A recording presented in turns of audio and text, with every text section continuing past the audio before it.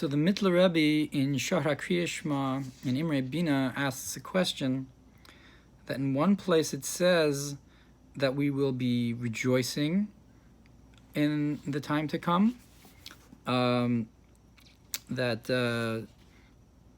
he cries Nosei Meshach Hazara, but Bo Yavaverina Nosei Elamosav, that you'll come when Moshiach comes, we'll come in joy carrying our sheaves.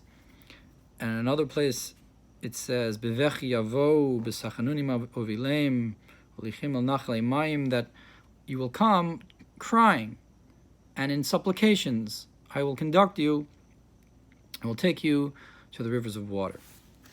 So this is also a pasuk about Lasid Lavo, in the time to come. That implies that we will be coming with tears and not joy. So which one is it? So he explains that we see that there's tears from Yossef to Binyamin. When Yossef and Binyamin finally meet, they both cry. Yossef cries upon Binyamin, and Binyamin cries upon Yossef. Now Yossef is called the Tzaddik Elyon, the higher concept of Tzaddik, the flow from above. Tzaddik refers to the idea of Yesod, of flow from above, or flow from below. And Binyamin is the Tzaddik Tachton, the flow from below. And this refers to the divine flow from above, the 13 Midos Harachamim, the attributes of mercy during Elul and Rosh Hashana Yom Kippur, that awaken us to have tears from below. And that's Binyamin refers to the neshamas below, and the tears in their tshuva. Now, this is why he says if a person doesn't cry Rosh Hashana Yom Kippur, it's considered, according to the arousal, that their soul is not complete. And he explains here, it's because if you're not crying, it's because you're not feeling the tears from above, the tears of Yosef. And it's because your soul must be cut off in some way that it cannot receive these tears from above to awaken you to correspondingly cry from below. Now, this is also, these tears from above and below are the idea of the Mayim Elyonim and Mayim Tachtonim, the higher waters and the lower waters. The higher waters from above, the rain, and the lower waters from below, the dew. Or in this context, it's called Be'er Mayim Chaim, the well of living waters or spring waters. And it's like by the flood, you had Arubos Hashamayim Niftachu, the windows of heaven to open, and similarly the Mayanos Tehom, the deepest depths of water from below. So that's when you're talking about the very deepest levels, you're not just talking about rain and dew, you're talking about the depths of the earth, and so to speak, the depths of the heavens, the windows of the heavens, the opening up what's usually closed. And this is this corresponding idea, and it's also the idea of a husband and wife. The husband arouses the wife, and the wife from below also is aroused because of her husband's overtures.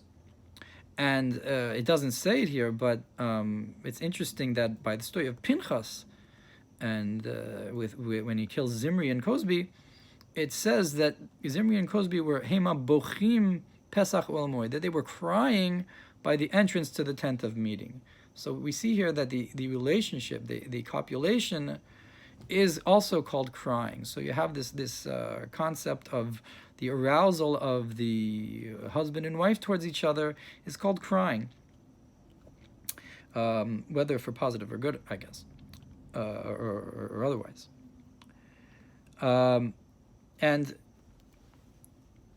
this, so this concept of the be'er is the idea of the neshama.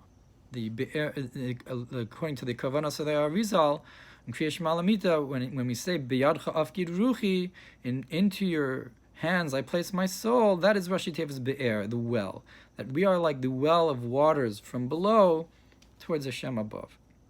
And that's why it says Le'es erev, Le'es tzis hashuavos. When the maidens came out, when the avos were looking for a wife, it says that the maidens came out in the evening to gather water. that the evening is the time of Golus, in the darkness. And that's when you go out to gather the waters from the well. And so to answer the question, though, that was originally asked is, what are we reaching for in the days of Mashiach? Are we going to be crying, or are we going to be rejoicing? So he says that the reason that really it's of course rejoicing, but it's also crying because the crying is a higher level than the rejoicing. The crying is what we have this this arousal from below has in some ways a deeper, it reaches deeper than the flow from above. And that's why Yossef is called the crown of his brothers, because he brings out this higher level, and so too by the flood you have the waters from above and the waters from below. And then the light of the moon is going to be the light of the sun, but really Eshes Chayla Teres Baila, the woman of valor, is the crown of her husband. And that's the idea of this crying. Our tshuva, Rosh Hashana Yom Kippur, reaches the highest level of Asi Love.